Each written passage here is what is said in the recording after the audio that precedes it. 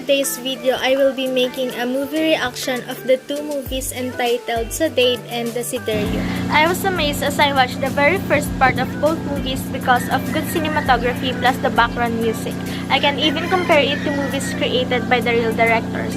On the first part, it started on the struggle of two people named Gav and Trish who is about to get divorced. This part I was a bit annoyed with the guy because it's just easy for him to throw out their marriage just because someone from the past came back. It was like he wasn't sure in the first place on marrying that woman, and it's a bit unreasonable for most of us. However, we cannot judge the guy that fast because there may be a deeper reason why he wanted to end their marriage. As the story goes, it somewhat triggered me because Gav is already cheating on his wife. At first, their company has problem and Gav decided to ask for Margot's help, who happened to be his ex-girlfriend. I think that he is still hitting with his ex and that his ex still loves him. And the moment when something happened between them, I felt mad for the both of them and pity for his wife. Even if Gav is not happy with Trish anymore, still it's not a valid reason for him to cheat.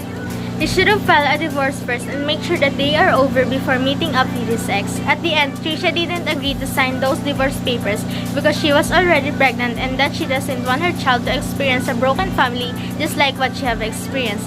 And this time, I really admire her for being such a strong woman. But I cannot just accept the fact that she is the one begging for Margot to let Gav go because she is the one who has all the right between the both of them. But still, good for Margot because she still chooses to do the right thing.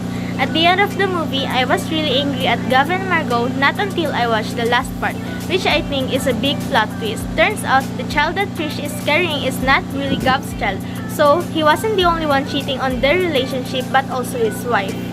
Moving on to the second movie, this part explains the reason behind Trisha's pregnancy, so this story revolves around Trisha and the father of her child. On the start of the movie, there is Axel looking for his childhood best friend, Catherine, which is as stated on the part 1, is Trish, and Catherine is actually a new name given to her.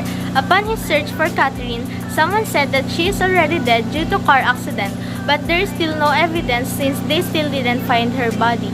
Compared to the first movie, this movie tackles a different social issue which is also prevalent today. This is when Axel caught his boss doing nasty things in the office with his employee. And since his boss is superior to him, he has no choice but to shut his mouth when his boss ordered him. Little did he know, Axel is doing an undercover mission to have a revenge on him and bring him down because of what he did to Catherine. He did everything to look for his boss' flaw and planned to expose him. Upon doing it, he then discovered that his boss is sleeping with his mistress, which happened to be their supplier. When he finally has the guts to confront his boss, he resigned and tell him that he also knew the physical and sexual abuse he did to Catherine. So when the search for Catherine is done, Axel and Trish finally met each other, so they started talking again. One night of being drunk, something also happened to them, and this answered my question on the first movie on how did Trish got pregnant by other man. This time I also got mad at Trish. All this time I thought that she was innocent, but she also did what her husband did. She even told him that her child is his child, not considering that she also slept with other man. At the end, Trisha decided to finally sign those divorce papers, which I think is the good for the both of them. Axel's abusive boss has finally got his place to jail. Trisha and Axel then continued their life together. Same goes with Gav and Margot when Gav followed her in New York. Overall, even if it somewhat triggered me, I like this movie. Its plot is good and not boring because it somewhat happened in real life. And there are a lot of lessons in this movie. Also, the plot twist makes it more exciting. At first, I felt the way Trisha is feeling, that after all those years of being together, her husband is still not yet over with his ex. That in just one snap, everything is gone when his ex comes back. Trisha's character may not be perfect, but it is not a reason to treat her that way. No one deserves to be cheated on. Even if Gav said that he didn't plan what happened between him and Margot, we cannot deny the fact that all cheating is intentional and it happened because someone chose it to happen. It is nothing but a choice. Same goes with Trisha. I didn't expect that she would also cheat and I even pitied her on the first part. But I think that what happened to them just put them to the right places and the right person. There may be a reason why their marriage didn't work in the first place.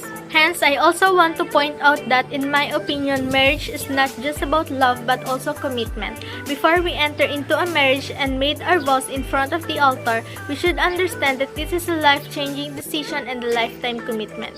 We should first settle all the past and all the conflicts we have before making a decision.